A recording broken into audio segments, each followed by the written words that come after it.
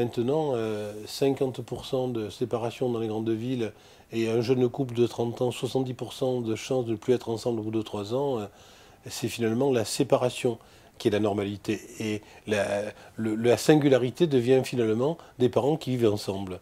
Et donc, certainement, les enfants sont plus à l'aise maintenant à cause de la proximité de leurs petits camarades qui ont vécu la même situation. Ils peuvent en parler sans avoir honte. Ce qui a changé, c'est que les enfants n'ont plus honte que les parents se séparent. Si on prend par contre l'image d'Épinal du grand-parent classique, ils sont une ère de sécurité familiale. Car en même temps, si je concède tout à fait que les enfants actuels souffrent moins de la séparation, ils rêvent toujours que les parents restent ensemble. Il y a un vrai paradoxe. Et les grands-parents alors représentent une ère de tranquillité, une zone de classique, de permanence, du lieu aussi. Les grands-parents déménagent moins, les grands-parents changent moins de métier, ils n'ont plus de métier, ils n'ont plus de sexualité pour les enfants aussi. Ils sont plutôt disponibles et en plus ils ont une affectivité à temps partiel. On ne vit pas avec eux.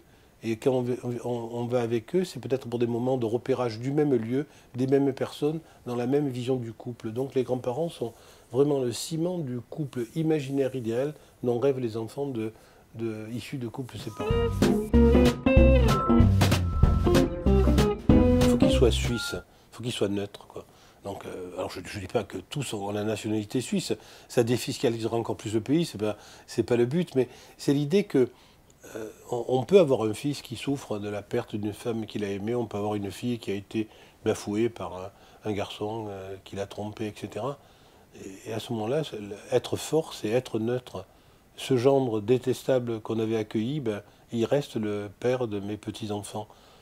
Cette fille qui est partie avec un autre Jules, laissant mon fils complètement éploré, c'est quand même la mère de mes petits-enfants.